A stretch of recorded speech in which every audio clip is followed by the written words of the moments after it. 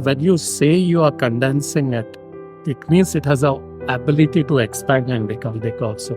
So when you try to bring these 2 points together, there's always a energy. When you say presence of absence, that you are trying to put these 2 ends together, and just by doing that, or a sound of silence, when they call it. The moment you say sound of silence, just by putting these 2 ends together, you're creating the power within that.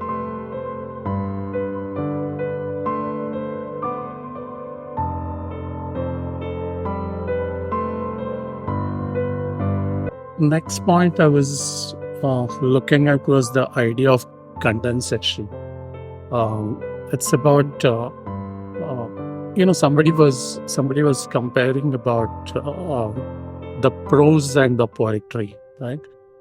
You have these things written, and then everything gets condensed into few words, and that becomes a poetry. And that's the power of condensing the idea into few, almost like that minimalist, they talk about it, be able to express something in few words and in a very minimal expression kind of a thing. So when we look at our history, you have these collection of Vedas. There's a sacred Vedas, and then you realize there is one powerful mantra where that entire essence of that Veda is condensed and packed into one powerful mantra. So that's possible. Then again, they talk about the entire universe is condensed into the diagram of mandala, and that means you are actually connecting the whole cosmos into one diagram. So historically, our heritage actually sort of takes forward this idea of condensing it and bring it into a very, very powerful thing. So how do you really able to achieve it in terms of architecture? And you start looking at some of the works around, and then you see Kadavand's work, and you see that church on water.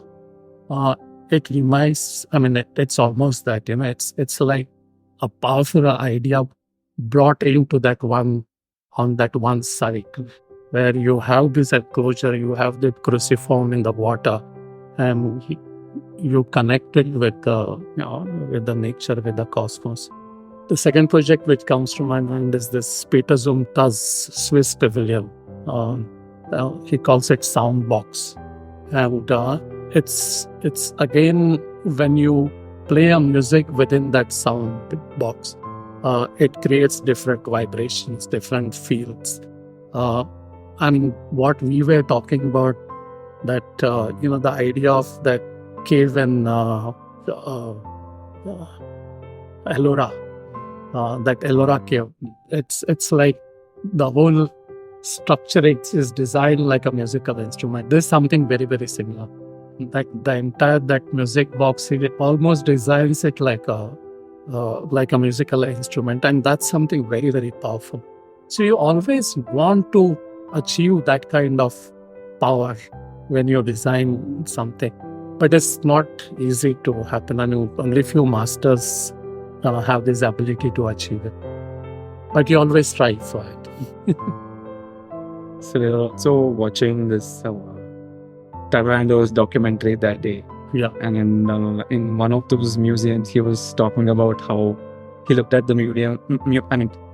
Take your idea of condensation. The whole museum is a condensed space, and when a person walks into it, it just expands. Yeah. So that whole idea. Yeah, that's a terrific idea.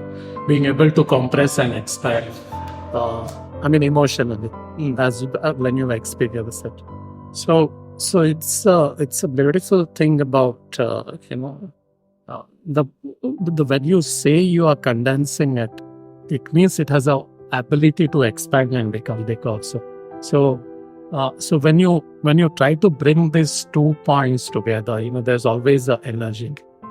When you say presence of absence, that you are trying to put these 2 ends together, and just by doing that, or a sound of silence, when they call it, The moment you say sound of silence, just by putting these two ends together, you're creating the power within that. I mean, so that is something wonderful. And this, how do you achieve it in your work is a different thing, and each one has to strive for it. We don't even know how to come closer to it.